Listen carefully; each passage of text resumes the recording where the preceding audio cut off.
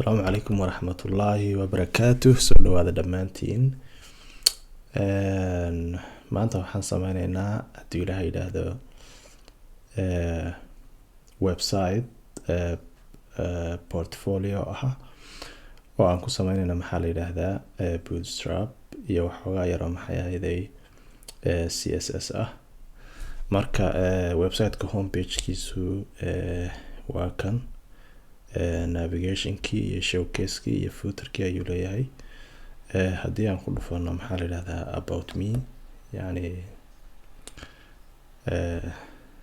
qaybtana waxaa weeyaan iyadana sharaxaad adiga kugu saabsan ayaad maaragtay soo dhigaysaa sawirkaaga iyo maxay ahayday iyo sharaxaad yani adiga shakhsi ahaan kugu saabsan.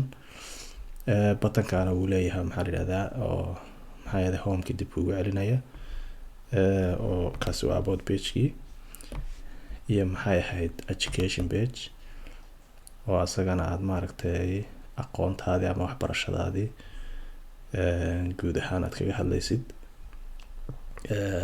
high school jaamacad waxaad soo baratay ayaad kana maaragtay ayaan kaga hadlaynaa. pageka labaad ka saddexaadna waxa weeyaan yani khibradda aad leedahay luqadaha maaragtay programming aad leedahay oo ayagana maaragtay ilaa 4 xabo ayaan meeshan aan soo gelinay, iyo maxay ahayday projectiyada aad maaragtay samaysay oo kaleete kuwaad shaqo usoo samaysay ama maxay ahayday kuwaad aad u samaysatayba, iyo kabacdina waxoogaa yar oo sharaxaad oo adiga kugu saabsan ayaan maaragtay baan ayadana maaragtay ayaan ku daraynaa. marka meeshan haddaba aan bilowno sheekada intaan soo gaabino aan maaragtay recordingkii sameyno. marka koowaad waxaan sameysanaynaa maxaa la yidhahdaa folderka hadduu ilaahay yidhahda waxaan gelin doonaa my documents ayaan folder ku sameyneynaa. cafwan raalli noqda haddaydaan codkayga aydan maaragtay aada u maqlaynin, hoos baan u hadlaa badanaa.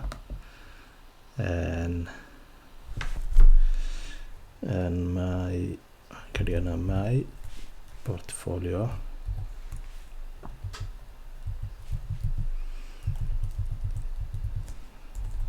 folderka ayaan sameysanaynaa marka koowaad. marka folderka waxaan sii sameyneynaa not this one,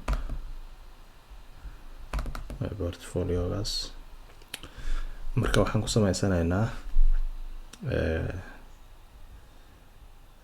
waxaan ku furaynaa Visual Studio Code ayaan ku furaynaa.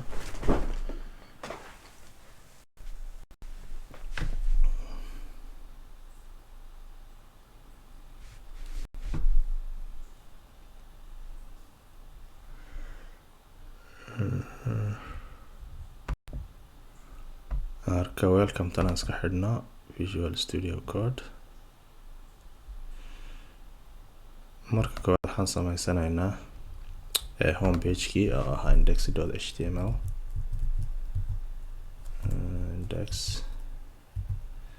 index.html. waxaa kaloon u baahannahay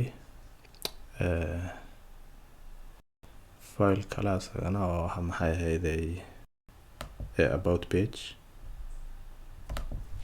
about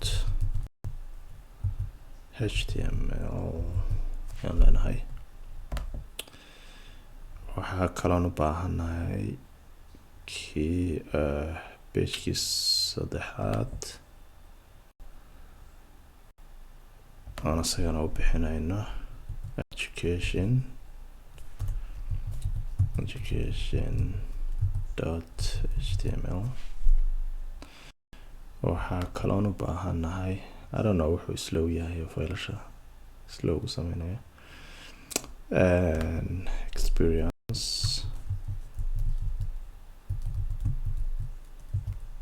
html.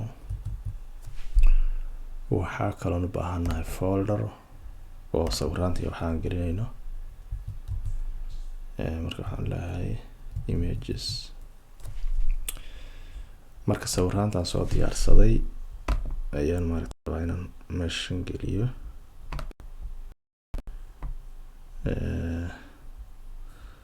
sawiraanta waa kuwana ilaa sawiraantan u baahanahay waa kuwa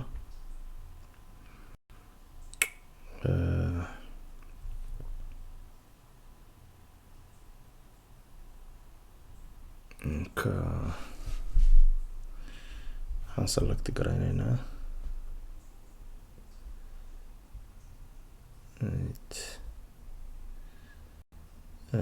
this one here, this one, this one, this one here, and this one here, this one, this one. Kaiwan ka boodayna, this one here.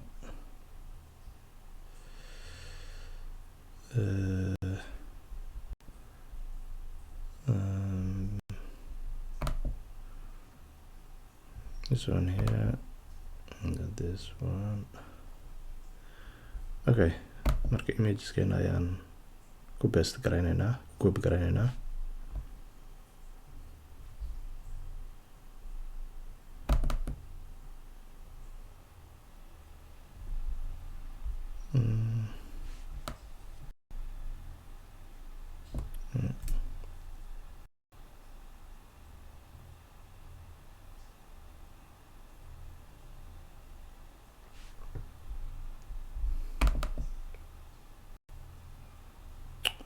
marka sawiraantii kuwaas waa noo soo wada galeen. marka hadda waxaan sameynaynaa, waxaan galaynaa bootstrap website-kooda ayaan furaynaa. bootstrap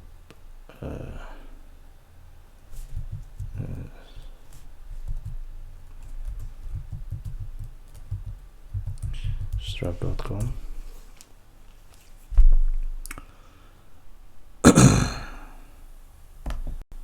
connection. Come on.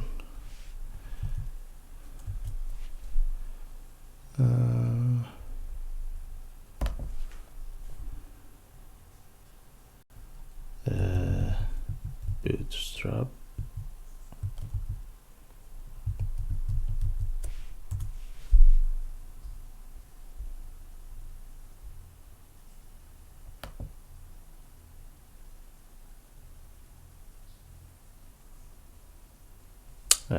Get started ayaan ku dhufanaynaa.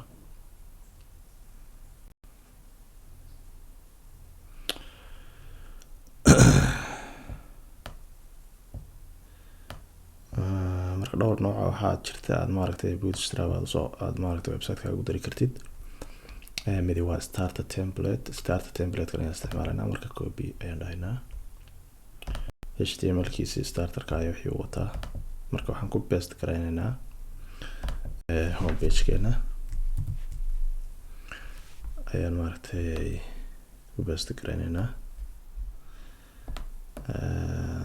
halkan waxaan ka dhigaynaa my personal portfolio.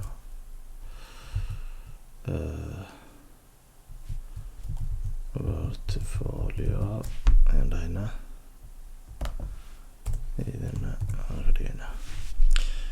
okay, waxaan dhawaan iska masaxaynaa commentigan iyo header-warkan waan iska delete garaynaynaa. ma baahnin. commentigan kaleetana waan iska delete garaynaynaa iyadana. fresh ayaan ka bilaabaynaa. okay, marka haddii hadda aan fiirino maxay ahayd website-keena, maxay ahayd home ku dhufan oo kale, waxaan haysanaa navigation key ayaan haysanaa.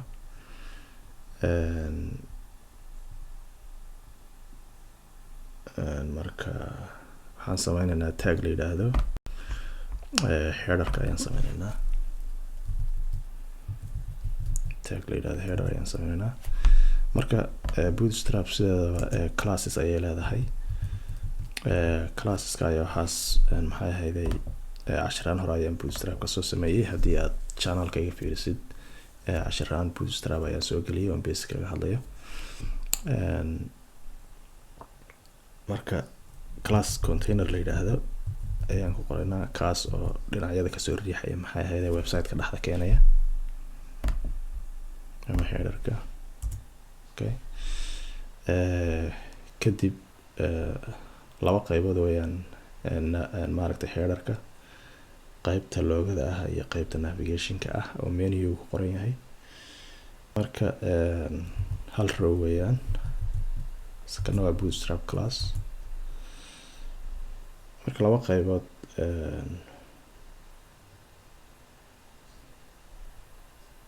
loogada waxaan gelinaynaa header 1 maxay ahayday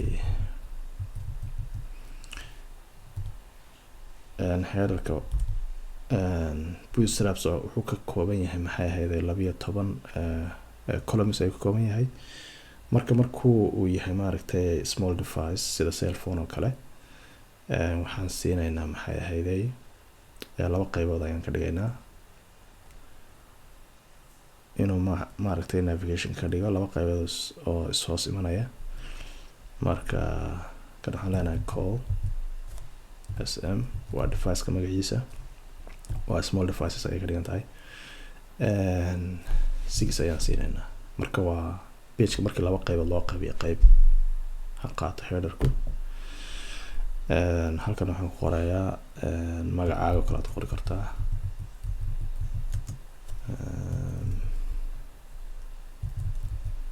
okay and then waxaa noogu soo xiga maxay ahayday maxaa la dhahaa navigation key nav. marka navkana waxaan siinaynaa isagana class ayaan siinaynaa. nav maaha classka siinayna waxaa weeyaan isagana small deviceska ama telefonada oo kaliya waxyaabaha screenada yaryar. waxaan siinaynaa isagana 6 ayaan siinaynaa. kii horena 6 ayaan soo siinay. kabacdi textigana waxaan leenahay waxaad nooga dhigtaa text right nooga dhigayaan leenahay. okay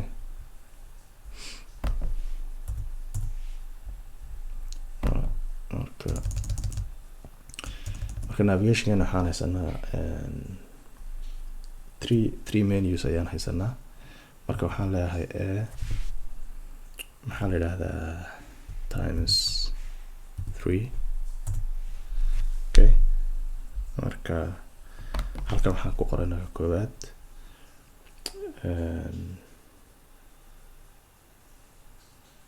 maxaa la yidhaahdaa about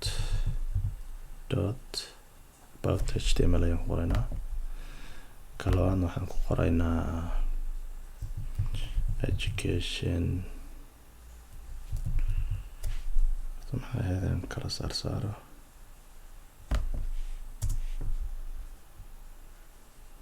sanoo dhibir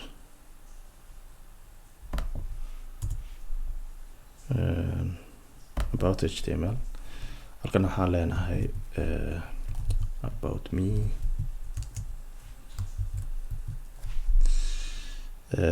kan waxaan ka dhigaynaa education html ayaan ka dhigaynaa.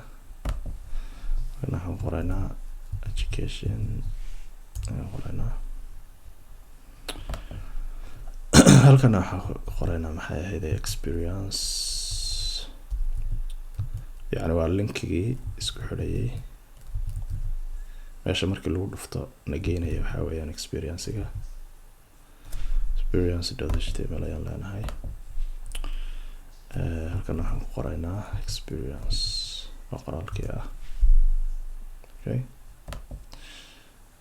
marka navigation kan saas ayaan ku dhamaynay save ayaan leenahay marka haddii aan live server ku furo ama extension la yiraahdo live server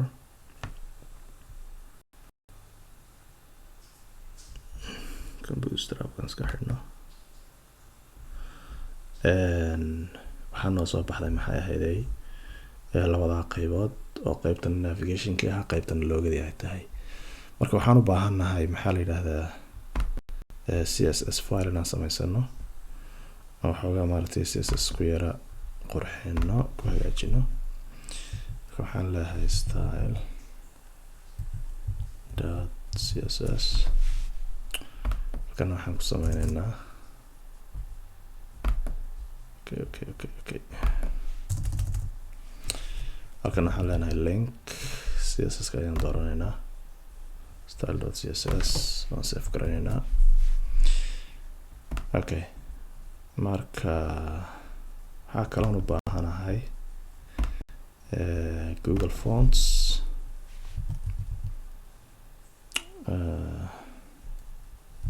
Google Fonts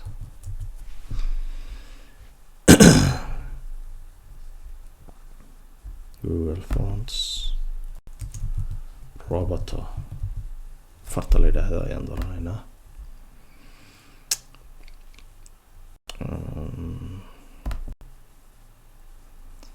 okay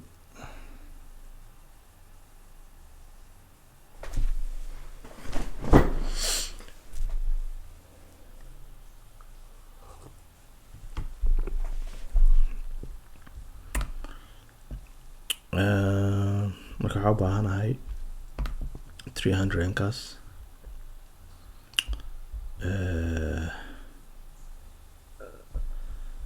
iyo 400 inkaas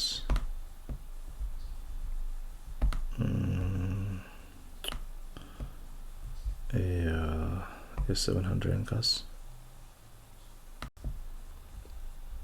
okay بعد waxaan soo qabsanaynaa maxaa la yiraahdaa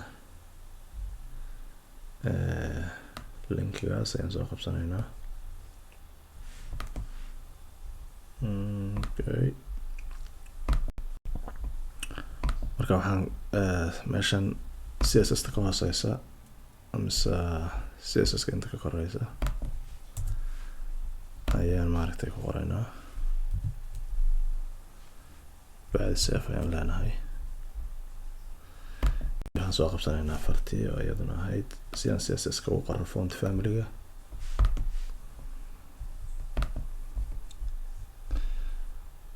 marka body-ga waxaan siinaynaa maxaa la yiraahdaa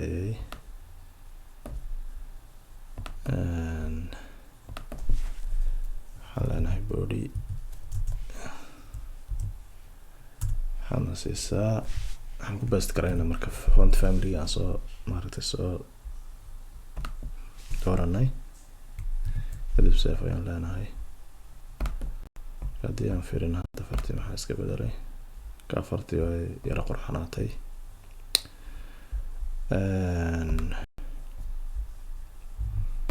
waxaa kaloon u baahanahay maxaa la yidhahdaa background image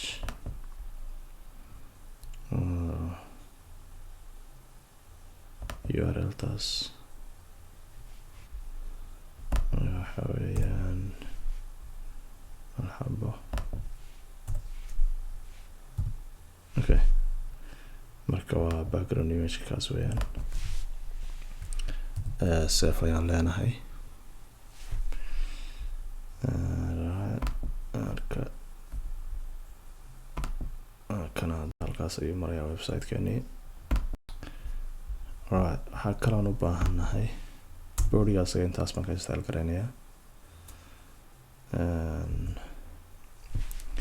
header-ka inaan maaragtay waxaan rabaa inaan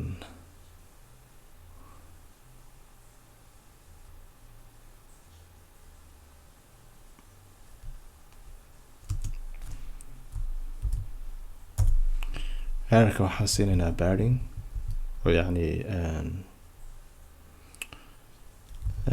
padding ayaan siinaynaa marka waxaan leeyahay 20 pixel na sii top iyo bottom left iyo right na waxaan sida 0. okay marka haddii aan hadda save dhahno waxaan arkaynaa inuu dhinaca xagga inuu korka maaragtay hore kasoo yara degay. waxaa kaloo rowga saan iyadana waxaan sameynaynaa header marka rowgii classka row ayaan install garaynaynaa oo maxay ahayd hadda haddii aan fiirino maxay ahayd headerka inuuna sinayn ayaad moodaa loogada iyo maaragtay iyo menugu ma sino. marka waxaan ku sameynaynaa maxaa la yidhahdaa flexbox ayaan isticmaalaynaa.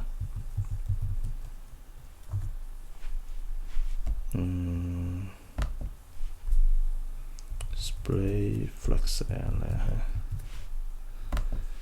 marka property aan isticmaalayna waxaa weeyaan align items kaasoo vertically maaragtay ka dhigaya center ka dhigaya. marka haddaan hadda markaan save dhahno loogadeeni iyo waxaa weeyaan maxay ahayday iyo menugu waa hadda waa maxay ahayday line straight weeyaan. okay marka hadda headerka wax yar ayaa nooga dhiman inaan start garayno.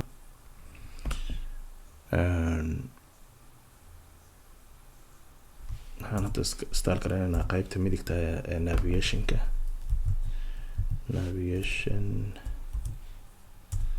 waxaan isagana sameynaynaa flexbox ayaan isticmaalaynaa.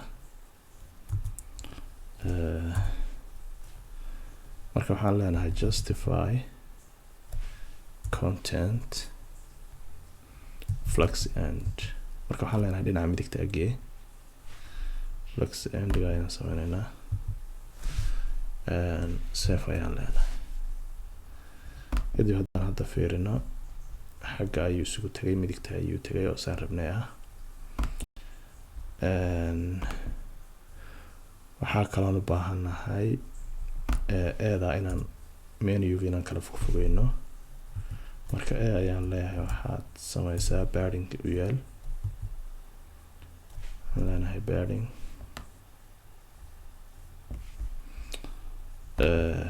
paddingka waxaad sameysaa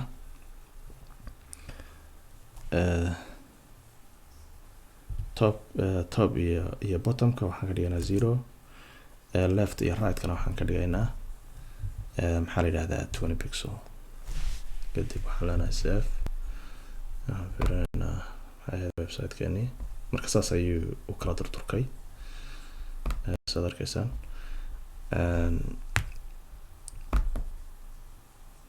waxaa kaloo rabaa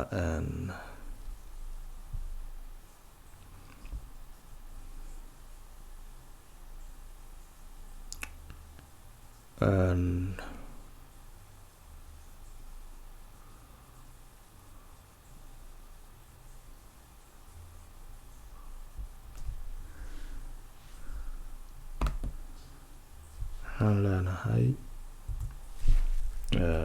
text decoration si aan xariiqinta yara hoosta aan uga tirtirno nan ayaan leenahay. marka save ayaan dhahayaa. haddii aan save dhahno yani waxyaabihii hoosta xariiqa kulaha uu ka tegay. marka eedana waxaan ku sameynaynaa markii farta la duldhigo oo kale hover oo kale waxaan rabnaa inaan xariiqin yar hoosta ugu sameyno ayaan rabnaa. marka save ayaan leenahay. marka hadda markaan saa duldhigno oo kale ayuu yeelanayaa maaragtay linkii hoosta uu ku yeelanayaa. markaasaa uu qofku uu maaragtay u rabo inuu linkiga taabto oo kale. marka halkaas ayaan maaragtay kaga baxaynaa maxay ahayday maxaa la yidhahdaa headerkii.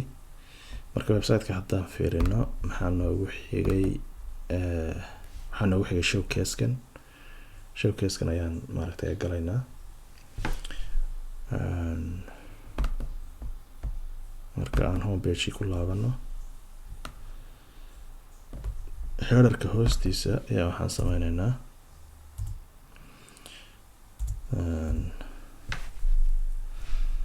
halkan aan comment gareeyo.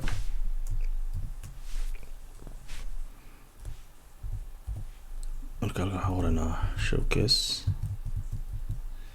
yani si uu qofku uu u fahmo yani website-kan meeshuu ka arkayo wuxuu ku saabsan yahay oo kaleete. marka waxaan leenahay section ayaan ka dhigaynaa, class ayaan siinaynaa, classka oo la yidhaahdo maxay ahayday Jumbotron, oo ahaa class uu iska leeyahay maxay ahayday bootstrap uu leeyahay weyaan. marka waxaa kaloon u baahannahay inaan dhexda centerka keeno. marka class container la yidhaahdo ayaan maaragta siinaynaa. containerkan waxaa kusii dhex jira maxay ahayday hal row weeyaan, row keliyaad ayaan u baahannahay.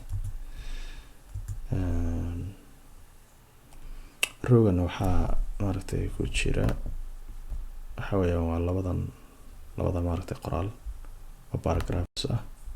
p ayaan leenahay, waxa weeyaan waa header 2 ayaan midi. marka waxaa meesha ku qoran header 2 intaan soo qabsanaynaa, soo koobiyeysanayna.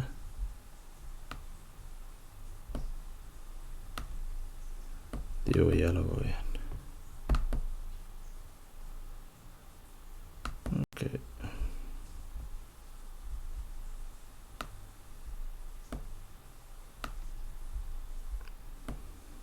I don't know wallahi wuxuu diiday.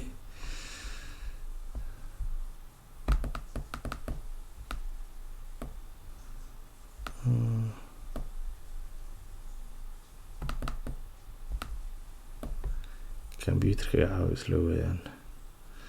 marka waxaa ku qoran meeshan waxaan ahay programmer and coffee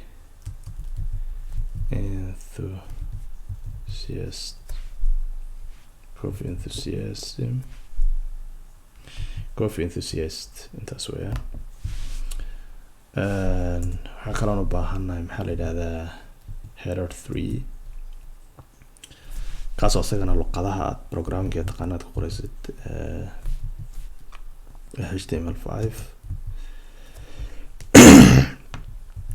CSS3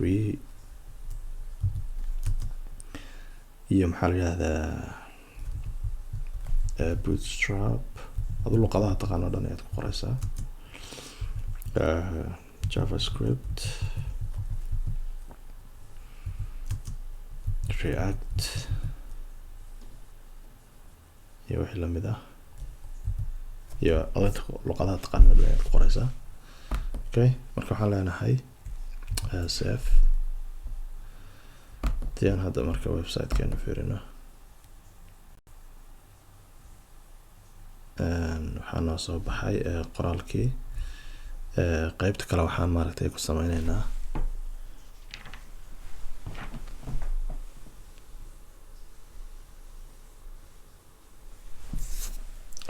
maxay ahayd waxaan ku sameyneynaa maxaa la yidhaha CSS-ka.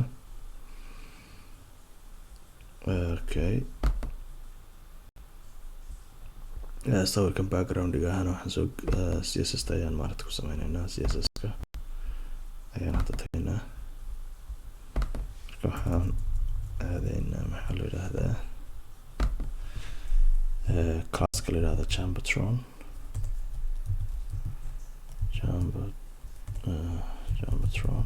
soo qabsanaynaa.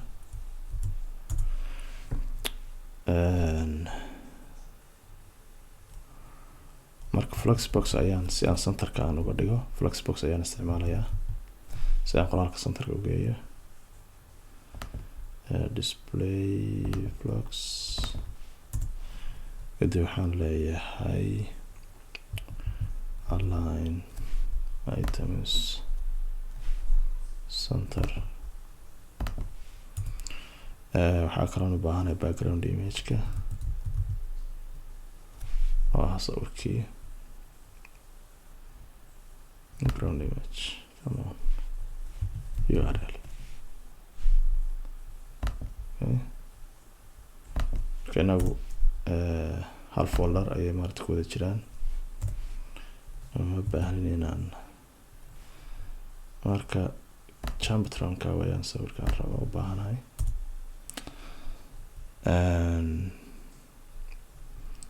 marka background size ayaan u sameyneynaa maaragta sawirka qaybta oo maaragta aan rabno inuu qaato background size oo cover ah save ayaan leenahay marka waxaa kaloo rabaa colorkana inaan maaragta ka dhigno white ayaan ka dhiganaa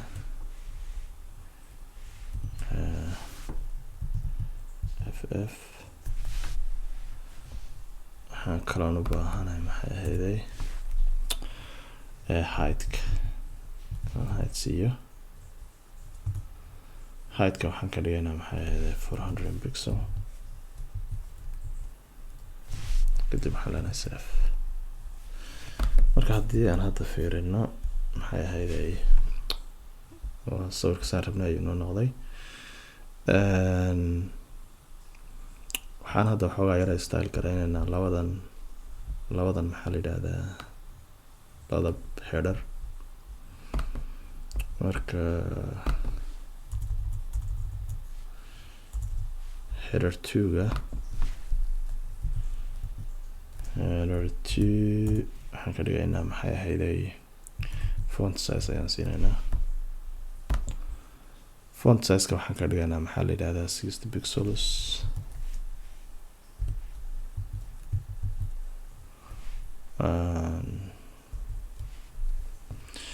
waxaa kaloon u baahanaa maxaa la yidhahdaa font weight iyadana waxoogaa inaan farta yara maaragta buur ka dhigna ayaan rabnaa yara waaweyneyno font weight-kana waxaan ka dhigayaa 700 pixelka marginkana 0 ayaan ka dhigaynaa si uunaga bixin boxigiisa ugu dheganaado 0 ayaan ka dhigaynaa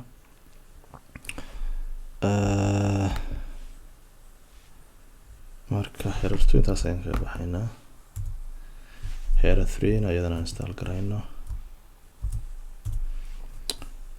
header 3 iyadana waxoogaa waxaan kasoo dejinaynaa space ayaan u sameyneynaa labadan marka margin waxaan leeyahay top iyo right top may 0 ka dhig left iyo right 0 ka dhig bottomkana waxaan ka dhigaynaa 20 pixel okay marka that's all aan u baahanahay qaybtan css-ka marka homepage-keena aan ku laabano hadda waxaa noo hadhay markaas sectionkan hoostiisa footerkii ayaan ku sameyneynaa marka aan sameysano maxaa la yidhahdaa comment si aynaa ugu dhexlaabin marka commentiga halkan waxaan leenahay footer kaas oo aan ku sameynayna lakeyo importanti ah oo maaragtay meelihii kaleeta maaragtay akhbaar dheeri ah laga heli kari lahaa oo kale sida Facebook iyo wixii lamid ah marka halkan waxaan sameynaynaa sectionkan element la yidhaahdo footer ayaan sameynaynaa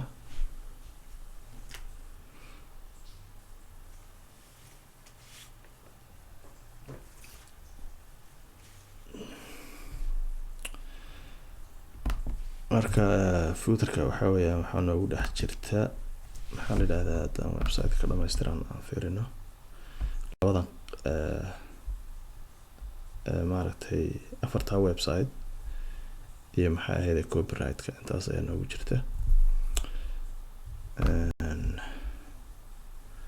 marka si ay dhexda u yimaadaan waxaan siinaynaa class ayaan siinaynaa footerka. classkaas oo ahaa maxay ahayday container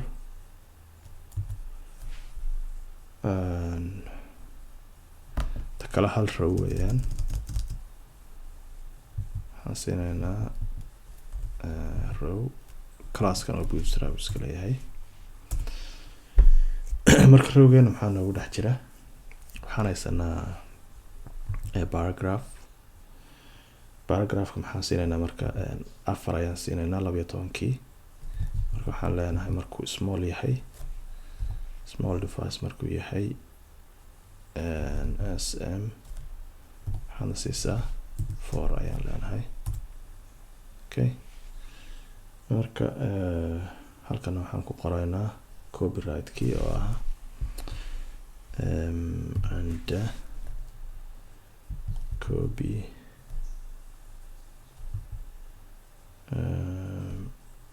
oo kala soo baxay halkaasaan qoraynaa. halkan waxaan ku qoraynaa yeerka oo ah 2021. halkan waxaan ku qoraysaa magacaaga oo kale iska leenahay personal portfolio.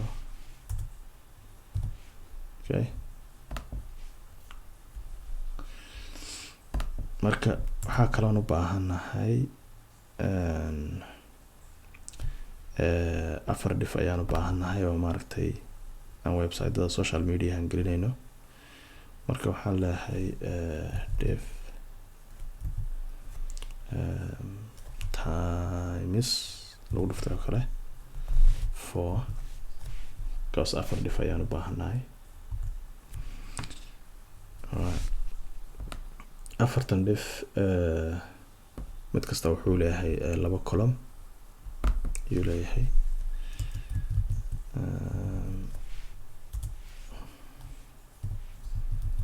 markuu yahay maaragtay small device waxaan rabnaa inuu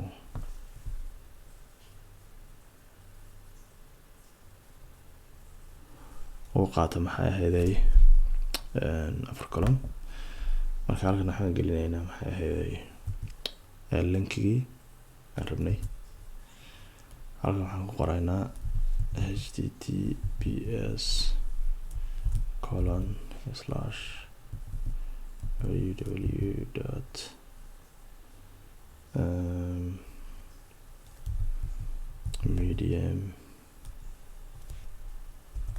medium saas ma loo qor jiraa medium.com ayaan leenahay. marka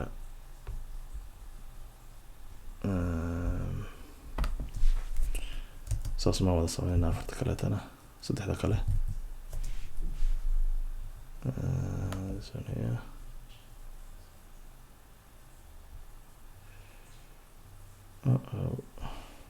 ترولزي ولا دي وصلات.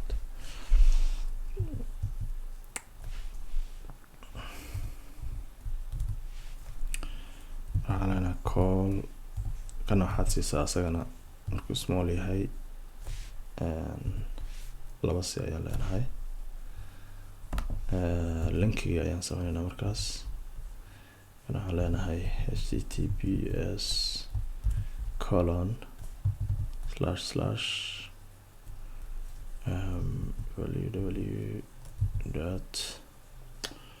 www.github. okay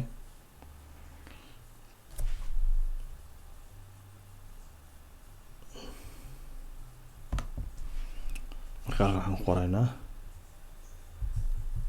medium kana waxaan ku qoraynaa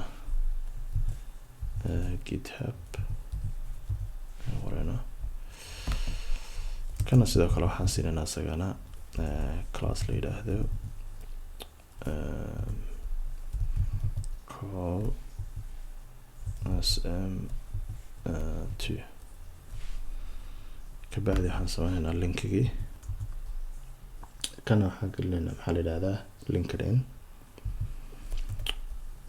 marka waxaan leenahay https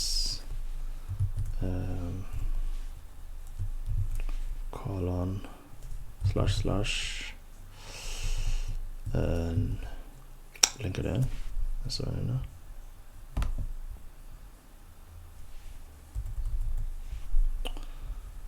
okay LinkedIn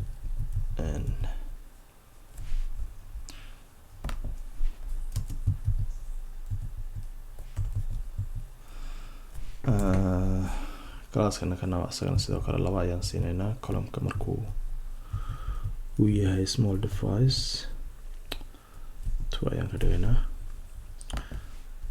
link kale ayaan sameynaynaa asagana kana waxaan ka dhigaynaa https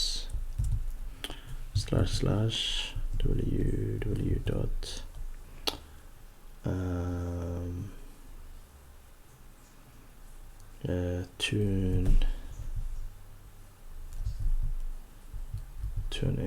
tunein.com podcast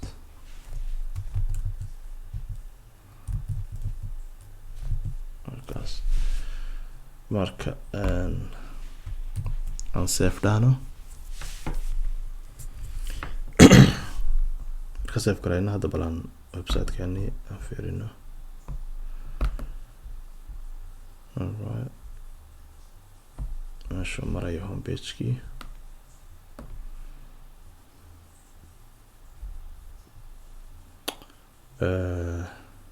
waxbaa khalkhalday qoraalkii waxaas marka LinkedIn-tan waxaa ka khaldan meeshaan ku qoray baa khaldan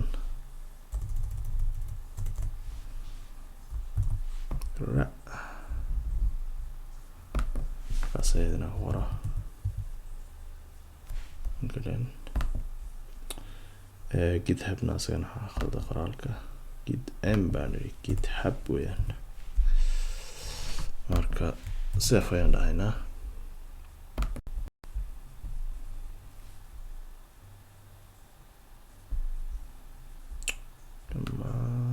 marka hadda dhag weeyaan saan rabna weeyaan xogaa waxaan u baahannahay inaan maaragtay CSS-ka aan baadhinkii waxaa ku hagaajino marka start ayaan tagaynaa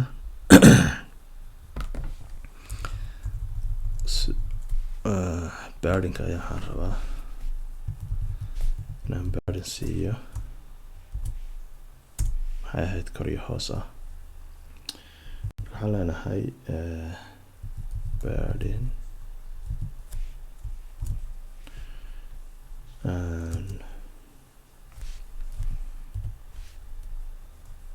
20 pixel top and bottom left iyo right kana waxaan ka dhiganaa 0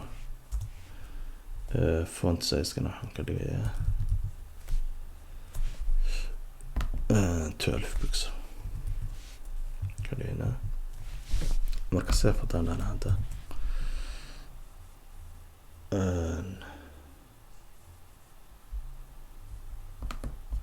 aan fiirino kaas xogaa baadhin ayuu siiyey saasaa dhaanta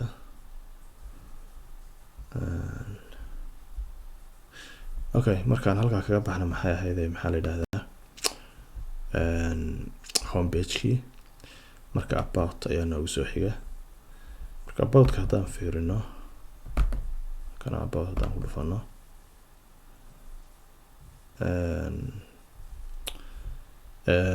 navigation-ka isku mid weeyaan chambertron-kana waa isku mid footer-ka waa isku mid marka qaybta dhaxda ah ayaan u baahannahay maxay ahayd sawirka qoraalka iyo batankaas intaas ayaan u baahannahay inaan sameyno right marka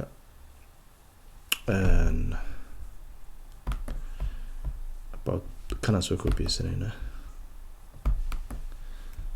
select aan leenahay copy about ayaan markaas ku paste garaynaynaa marka waxaan u baahannahay inaan bedelo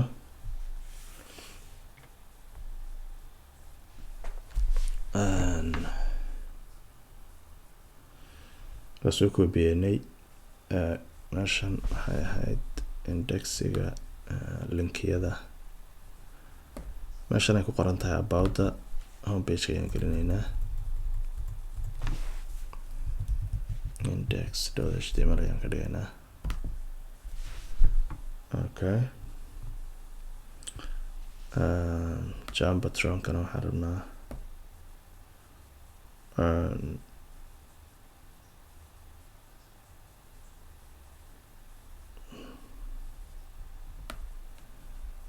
error 3-ga iska delete garaynaynaa halkan waxaan ku qoraynaa maxay ahayday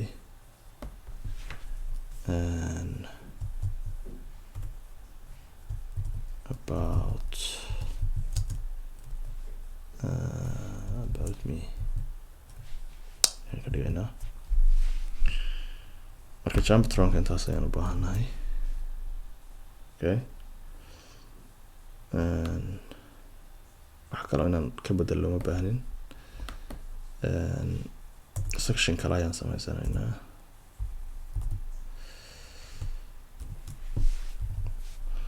marka sectionkan waxaan maaragtay gelinaynaa sawirkii iyo maxay ahayday iyo qoraalkii maaragtay adiga ka hadlayay okay marka section marka tagga section ilaahay ayaan u baahanahay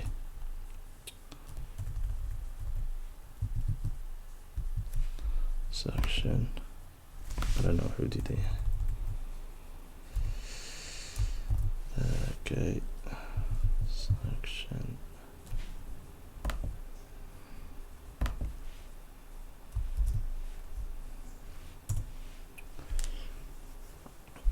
marka classka waxaan ka dhigaynaa container si uu maaragtay dhinaca uga soo riixo sectionka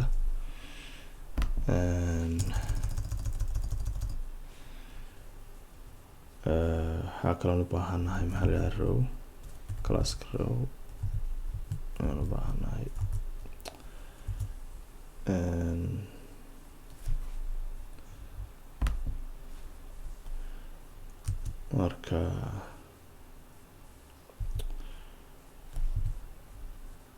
marka qoraalka waxaan rabaa inaan dhexda geeyo justify waxaa jira class uu leeyahay bootstrap oo flexbox ah oo isticmaali karaysid okay waxaan u baahanahay marka aan fiirino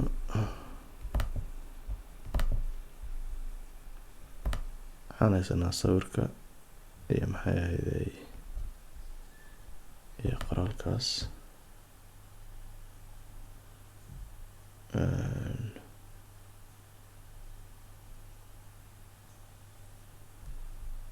okay marka halkan waxaan leenahay column noo samee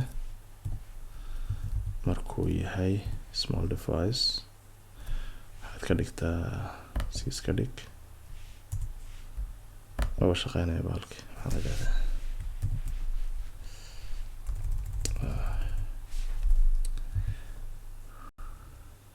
emmet ma shaqeynaya mr emmet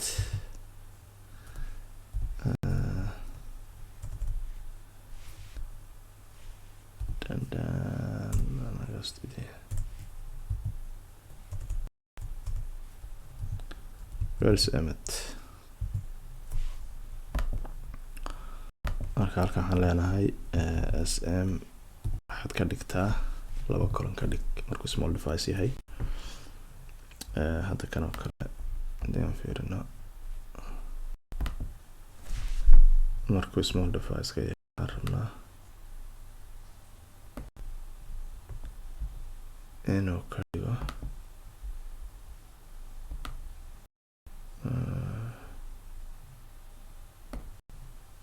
so kale ayaan rabnaa inuu noqdo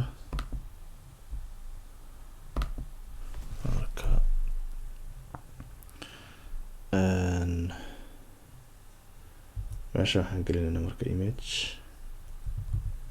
tag image ayaan u baahanahay. sourcigana waxaan rabnaa inaan gelino sawirkaas, sawirkaygaan rabnaa inaan gelino images.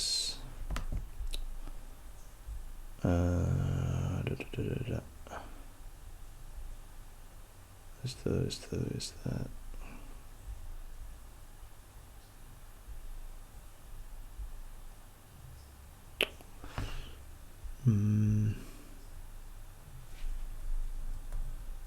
yours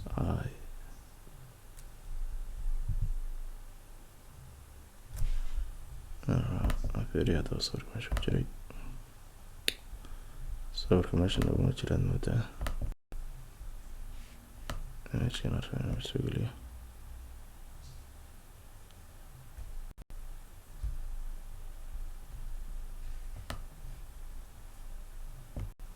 With that, come on.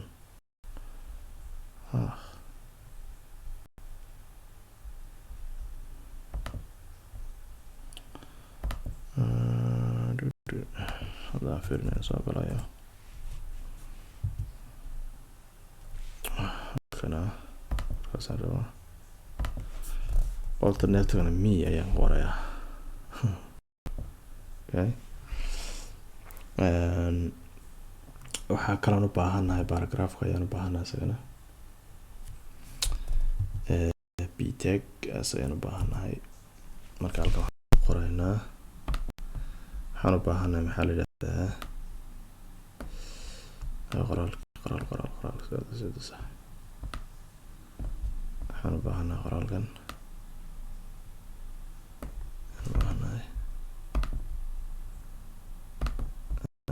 markaas qolkaas ayaan gelinaynaa best day. halkan waxaan rabaa viewga inaan bootstrapkaas si aan aragno qoraalka safe ayaan lahay. markaas hadda waan sheekaraynaa hadda meesha wax marayo.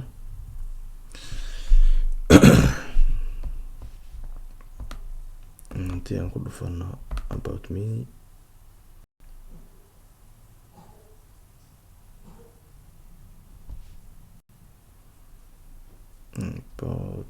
about me ma soo galan,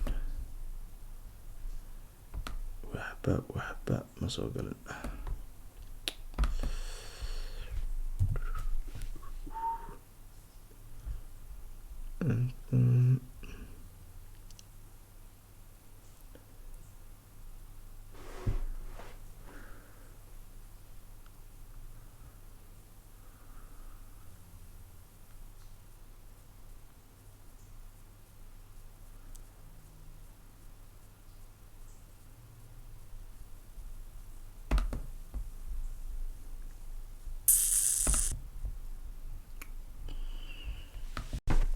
markaas waxaan maraynay maxay ahayday about page-ka ayaan maraynay. about page-ki marka qaybtan waxaan maraynay dhexda ah sawirka iyo maxay ahayday qoraalkan. marka waxaan u baahannahay un hadda wax yaro stylina inaan u sameyno. marka style ayaan tagaynaa, meeshan ka sarreysa footerka ayaa waxaan ku qoraynaa ku style garaynaa sawirkii weynaaday. marka waxaan leenahay section row waa siday nested ama maaragtay ay isugu sii guda jirjiraan weeyaan classesku. kadib ayaan tagaynaa maxay ahayday imageka. imageka waxaan rabnaa inuu wordsigoo dhan qaato, left iyo rightna maxay ahayday maya bottomkana maxay ahayday aan ka dhigno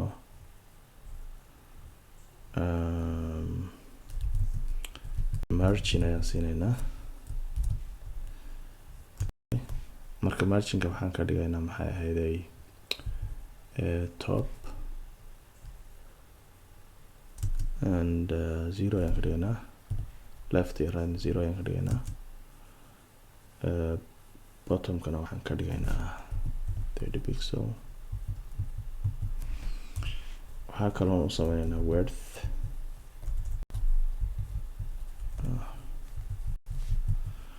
widthga waxaan ka dhigaynaa maxaa la yidhaahdaa 100% ayaan ka dhigaynaa 100% ayaan ka dhigaynaa. haddii aan hadda safe dhahno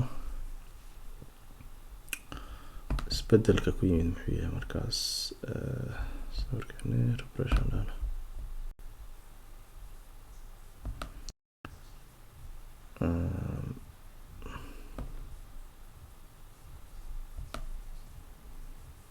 markasaan ayaan rabnay.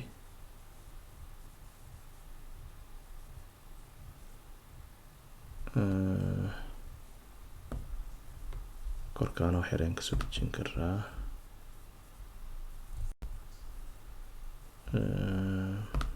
maybe waxaan ka dhigaynaa 20 pixel. Save.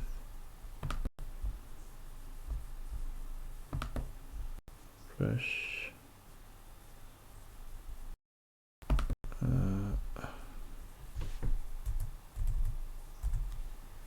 Zero ayaan ka dhigaynaa halkaas. Okay.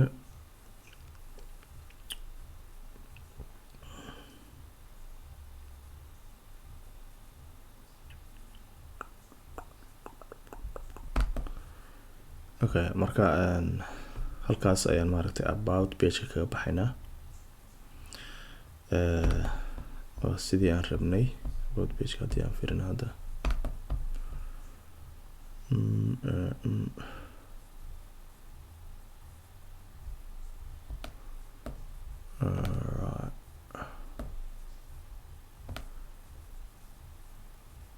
marka haddii aan about ku dhufano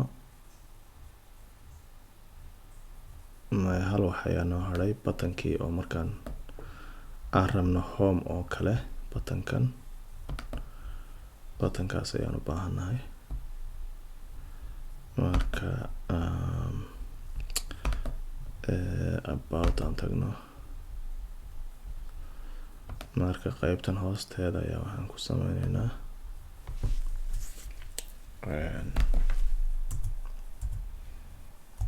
button ayaan ku sameyneynaa.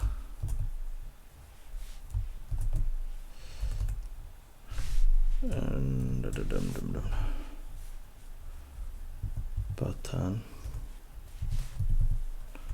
ama home button ayaan leeyahay. marka hal row ayaan ka dhigaynaa. waxaan leenahay container dhexda noo keen xabad row ayaan ka dhigaynaa. xabad column marka halkan ayaan buttonka gelinaynaa.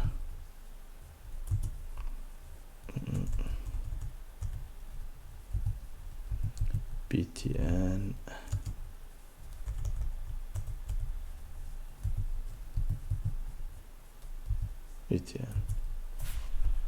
marka waxaan btn dash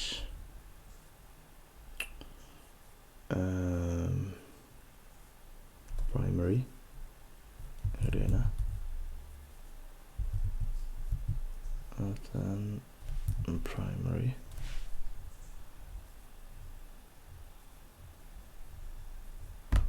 waxaan rabaa inaan ka dhigo button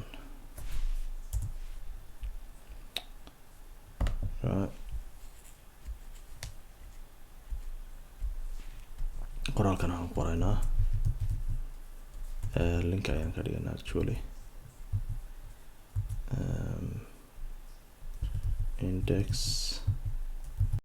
index.html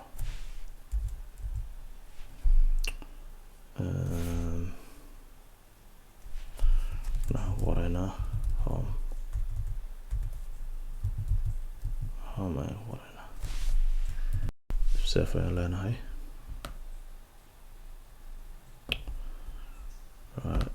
kaasaan check garayna, check.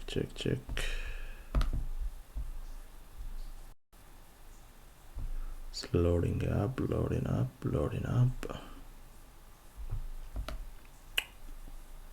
Alright.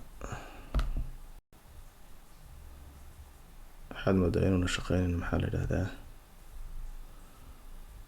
live serverku inuu waxoogaa waqti qaadanaya. marka intaas waxaan sii buttonka ayaan install garaynaynaa. information oo ka sarreysa footerka ayaa waxaan ku qoraynaa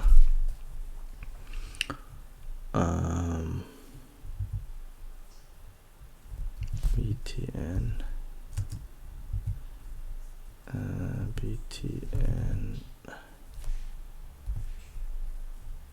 primary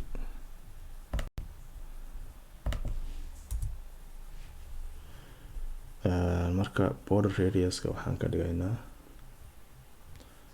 2 pixel.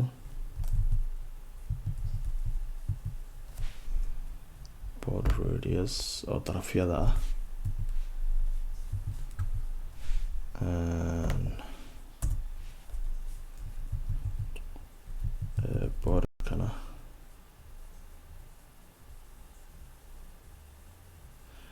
borderkana waxaan ka dhigaynaa 0 pixel. colorkana waxaan ka dhigaynaa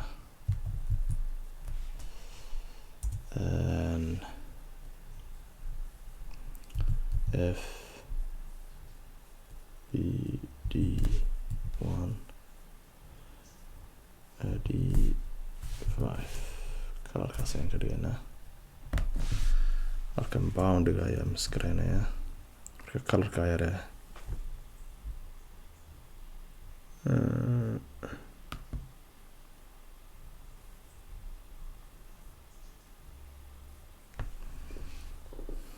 okay colorkaas ayaan ka dhigaynaa. background colorkana background color aan u baahanahay tan waxaan ka dhigaynaa colorkan yare noocana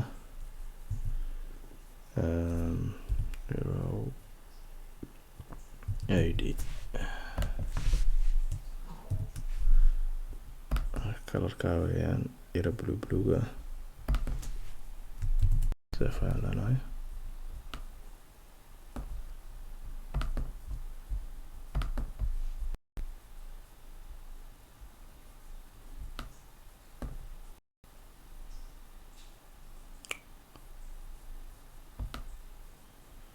where's my button? buttonkii waa raagayaa laakiin soo bixi doonaa computerkaas la moodaa.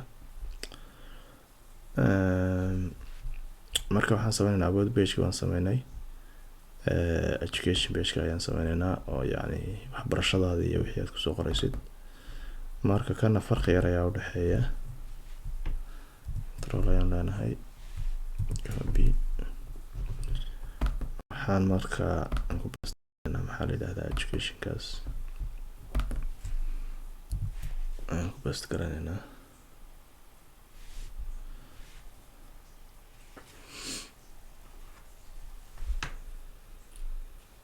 marka wixii aqoon aad maaragtay aad u leedahay maaragtay programka ayaan ku qoraynaa. markaan copy garayno waxaan kala bedelaynaa meeshan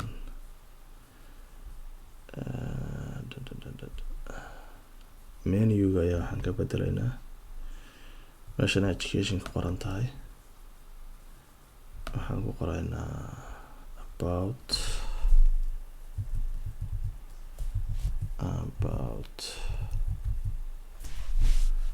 HTML ayaan ku qoraynaa.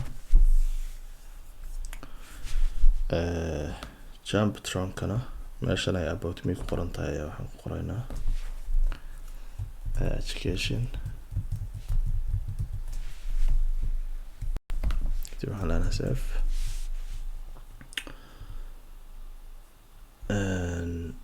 waxaa kaloon u baahannahay sawirka haddaan fiirino website-ka.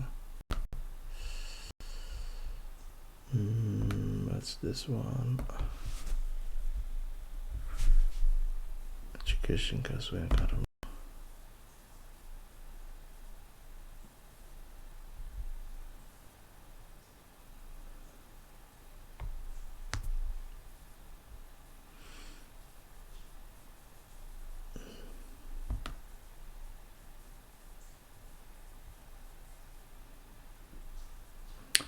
Marka waxaan u baahanaa qoraalkaas, sawirkan iyo listiga iyo labadaas ayaan u baahannahay. Alright, marka waxaan sameynaynaa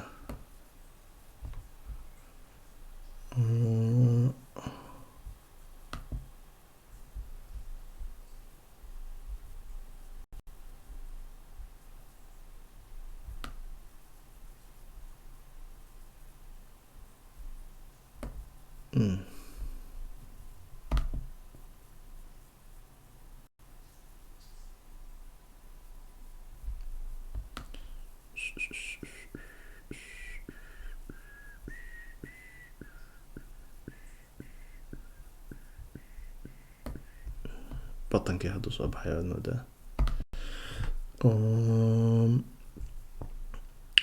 Marka sectionkan ayaan u baahannahay. Rowga waan rabnaa intaas ku tirtiraynaa. Halkan wax kale ayaan ku qoraynaa. Waxaan ku qoraynaa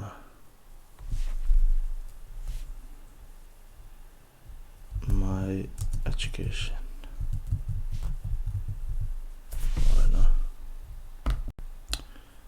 Markaas row weeyaan. Kana classka sax weeyaan.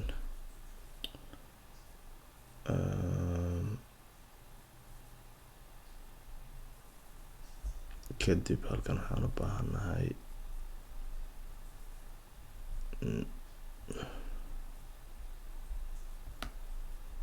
paragraafkan ayaan laga keenaynaa. Kan kada asan jaraynaa. Halkan ayaan keenaynaa markaas.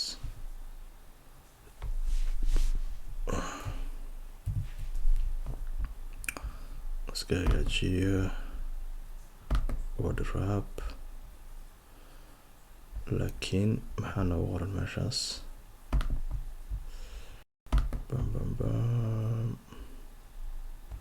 Education.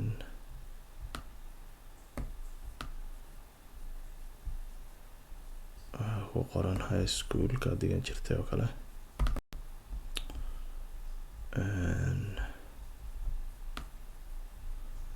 Haddan uma baahin. Marka schoolka jaamacad aan dhigan jiray maxaa la dhihi jiray DD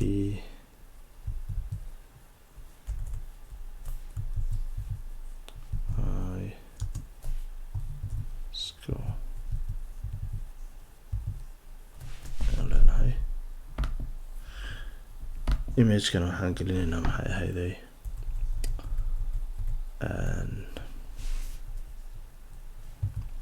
kana ku qoran tahay waxaan la yidhahdaa school, high school. Kana high warayna high school. Alright, markaas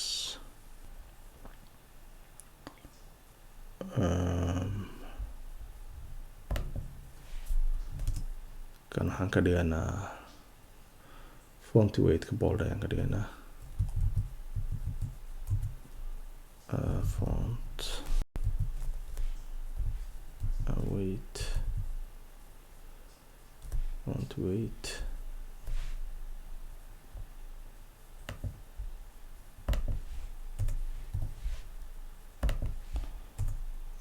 font weight bold ayaan ka dhigaynaa. Image-kina waa kaas.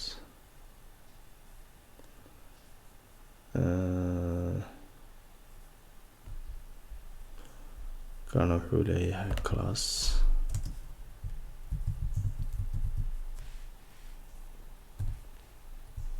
Kana CSS ayaan isticmaalaynaa.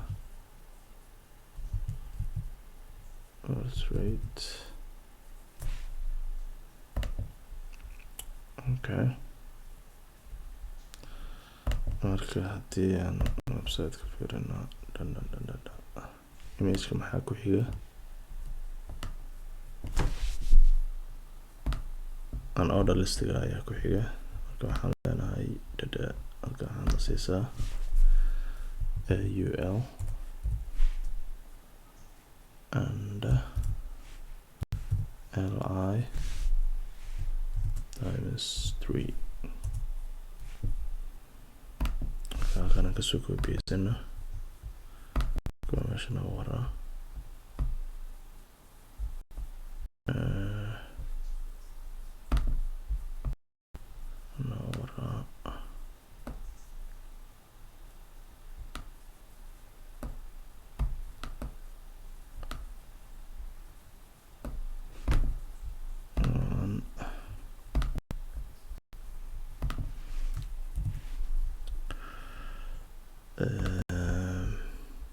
two.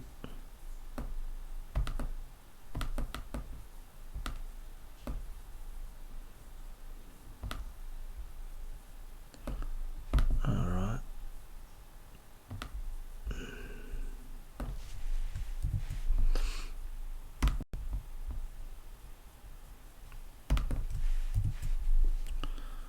Yeah, kan kale.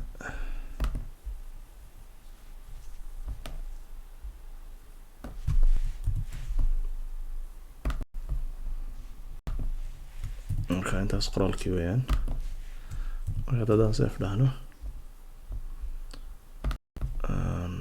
website-kana fiirino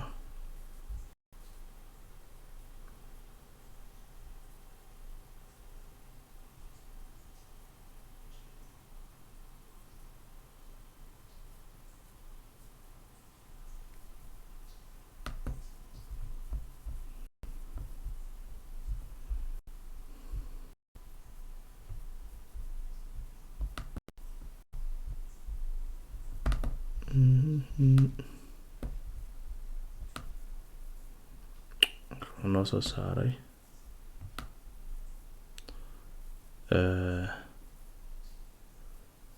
iskuulka magaciisa iyo listiga intuu noo sameeyey marka column kale ayaan u baahanahay oo jaamacaddii aan ku qorayno marka columnka ayaan kaga soo bilaabeynaa bam halkaas ayaan ku joojinaynaa koobiyeysanayna marka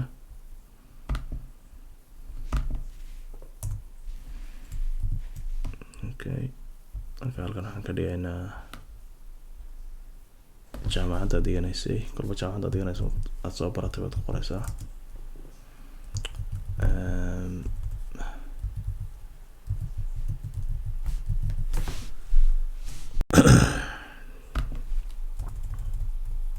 sawirkan halkan ka bedelaynaa ay qoran tahay unida weeyaan halkan waxaan leenahay uni university iska dheh okay marka halkan aan kasoo koobiyeysan kana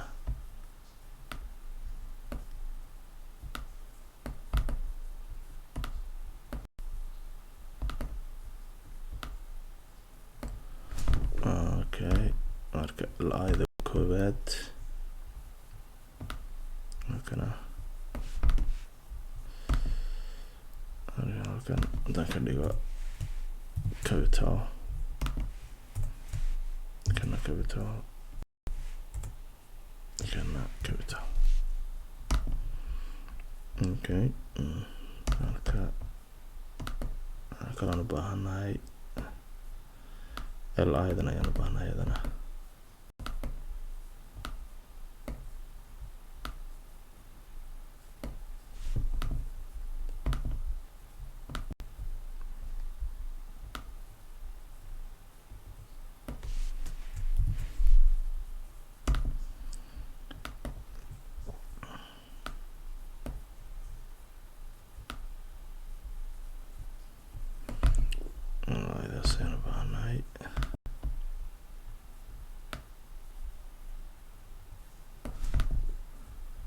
waxyaabaha jaamacadda maaragtay aad kusoo sameyneysay kusoo baratay ama aad yacni xirfadaad kasoo baratay ayaad maaragtay ayaad listigan ku qori kartaa.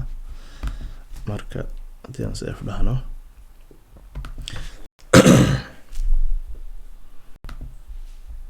waxaan rabnaa inuu kana noo soo baxo.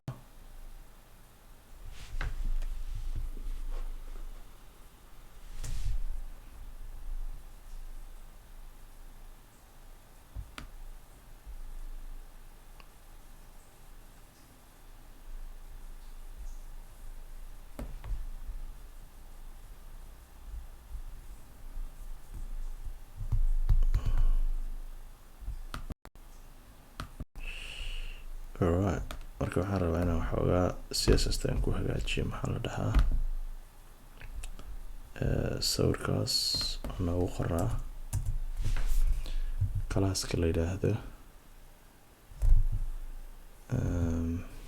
portrait.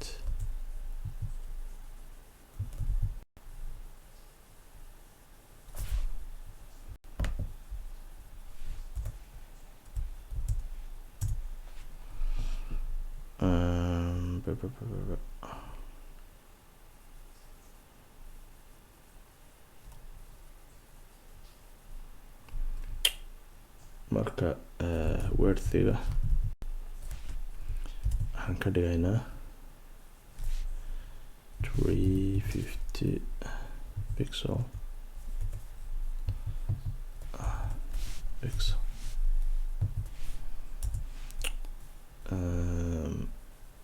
height-kana waxaan ka dhigaynaa just 300 ka dhigaynaa.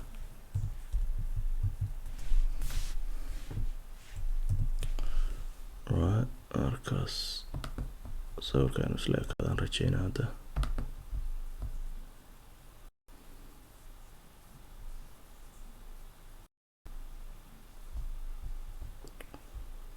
okay,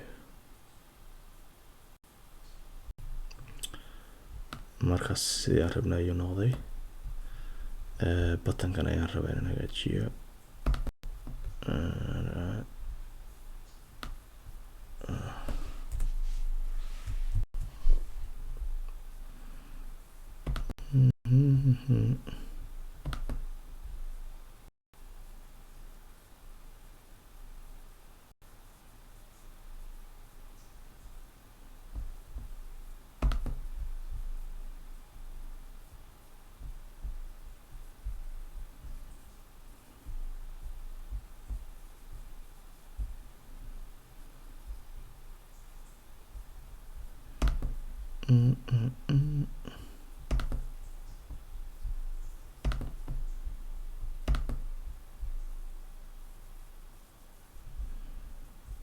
buttonka hadda saan rabi noqday. hoverka baan u baahnay in hagaajiyo.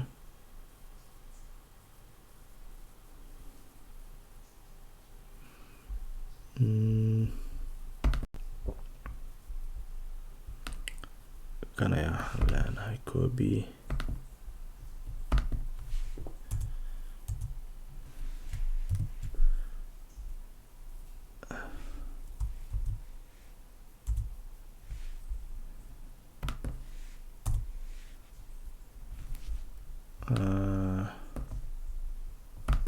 waxaan leeyahay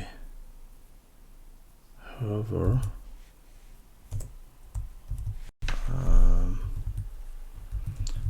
markii gacanta la dul saaro waxaan rabnaa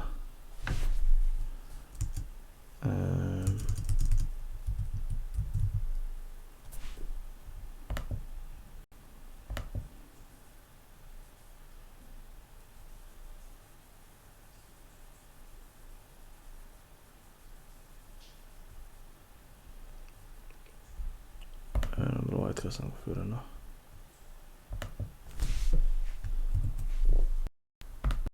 draw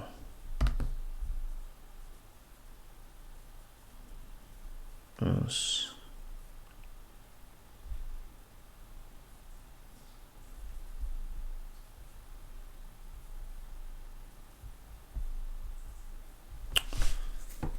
Okay.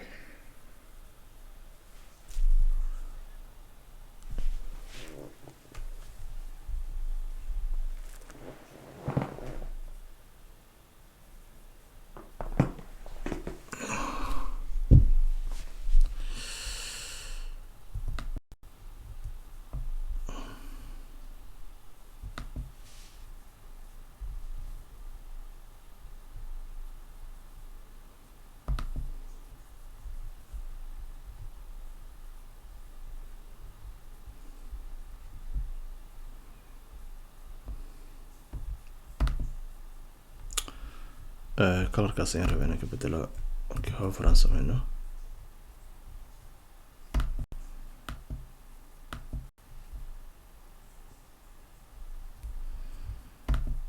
qoraalkana waxaan ka dhigayaa color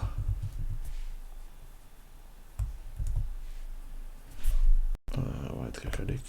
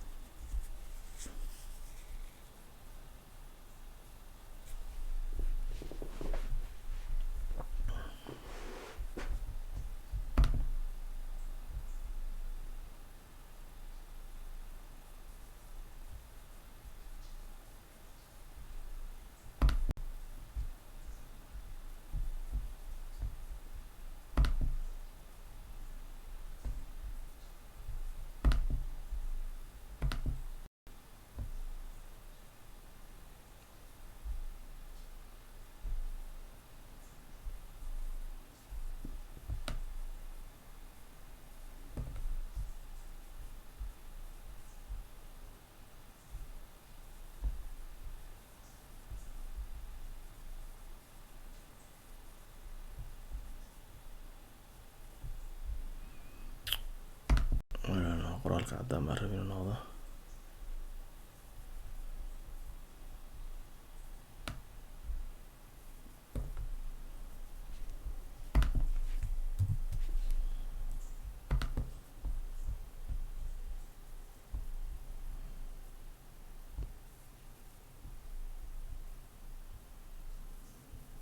Okay, saas ayaa la dhaanta.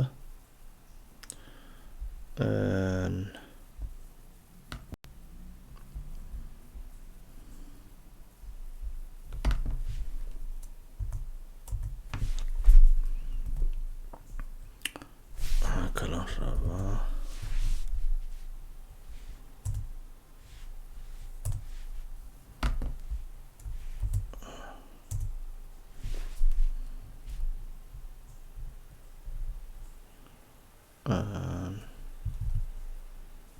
display box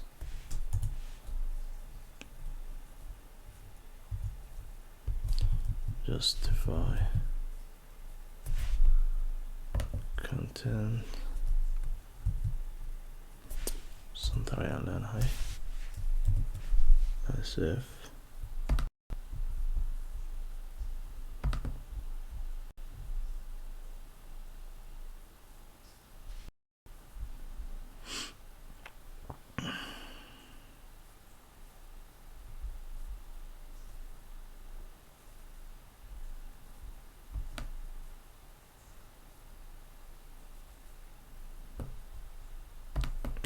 waxaad tirahdaa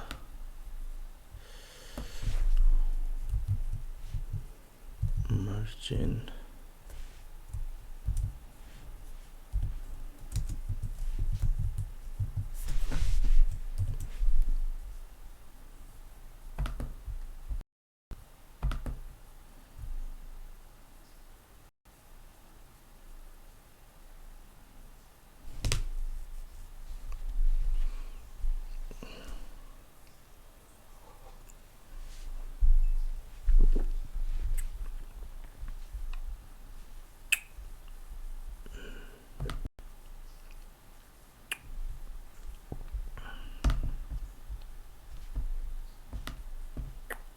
wata maxaa noo dhiban pagekan waxaa noo dhiban maxay ahayday experience-ga ayaa noo dhiban marka waxaan soo koobiyeysanayna kan oo maxay ahayd education-ka ayaan select leenahay copy kabacdi waxaan ku paste garanaynaa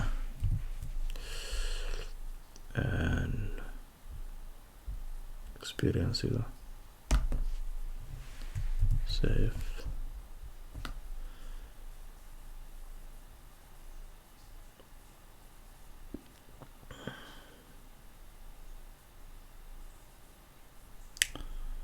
marka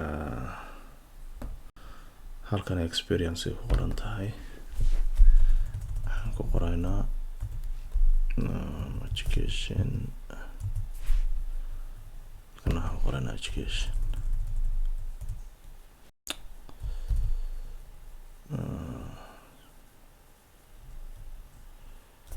educationkaas ayaan qoraynaa kabacdi showcase-kana halkan ayaan baan ku qoraynaa experience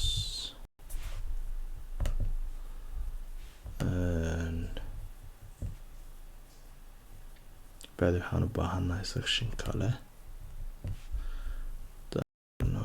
website experience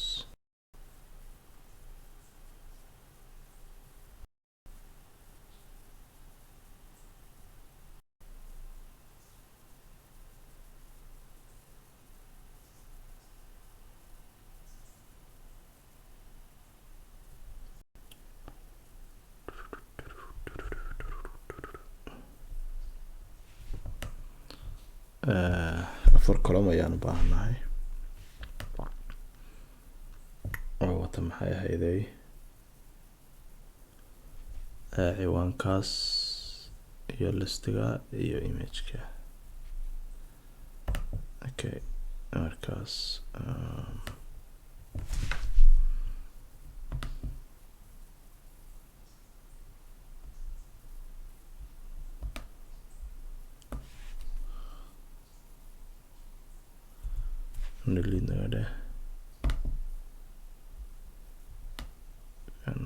delete naga dheh okay markaas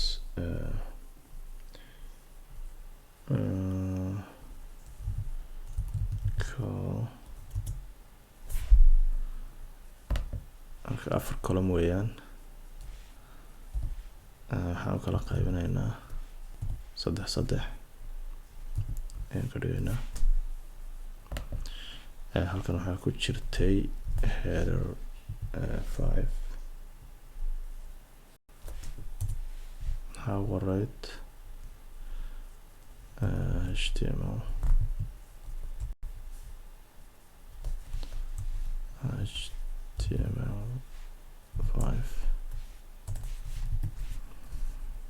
HTML5 ka qoraan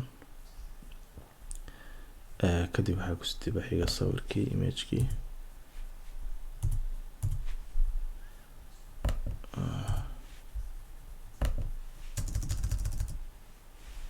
amg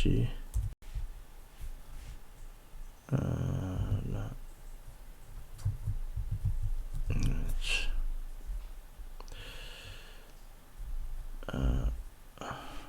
actually images when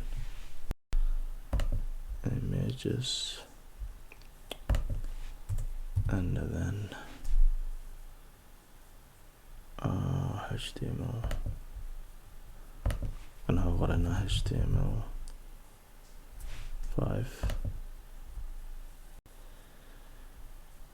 kadib waxaan u baahanahay maxay ahayday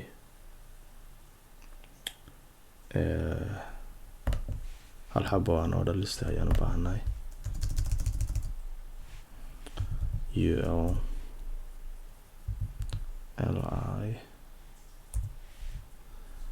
ul li da waxaa ku qoraa marka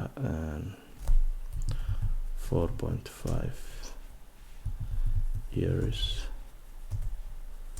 yani intii aad taqaani luqadan weeyaan. Okay, marka hadda kanun baa waxaan ku beesanaynaa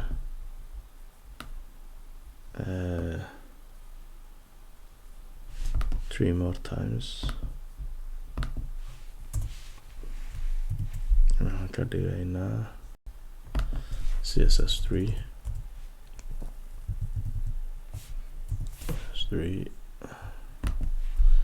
sawirkan aan bedelaynaa, waxaan ka dhigaynaa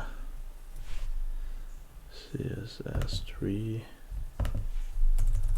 halkan waxaan ka dhigaynaa css3, waxaan leenahay about 4.5 years kaskede. marka mid kale aan u baahanay haddana, halkan waxaan ka dhigaynaa bootstrap. alright, imagekana aan bedelaynaa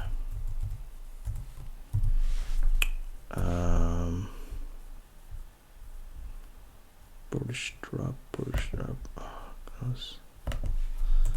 halkan waxaan ka dhigaynaa bootstrap. halkan waxaan iska leenahay 4 years iska leh. halkan waxba kalaan u baahanay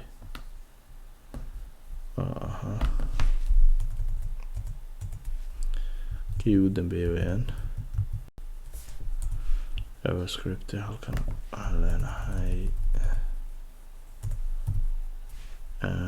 js taas iyo js waxaan leenahay waxaad ka dhigtaa 3 years. aad maaragtay aad taqaanay weeyaan. okay,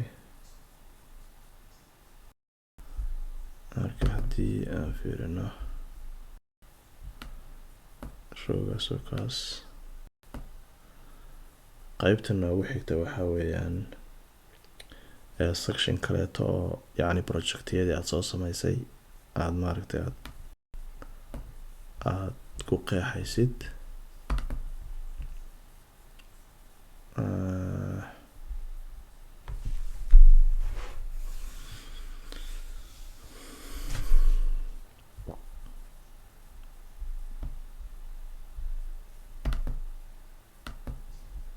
save kulena filaya aan ku dhufano.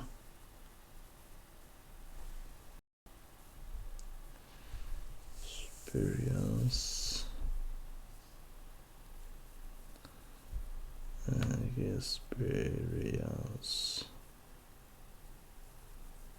alright, sawiraanta inoo soo galeen baad moodaa, laakiin waxaan u baahanahay inaan u sameyno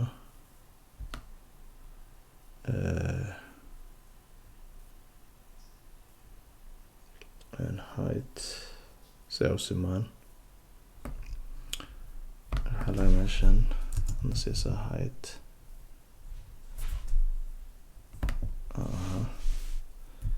225 each. copy dheh imageyadoo dhan ayaan saa ku sameyneynaa. one second one, the third one, and last one. yeah, marka save ayaan leenahay.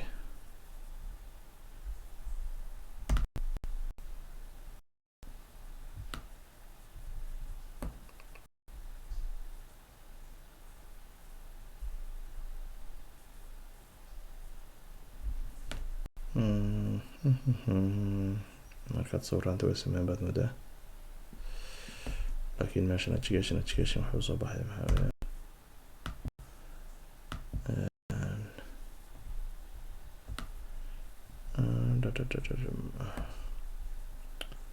halkan waa inuu noqdaa home.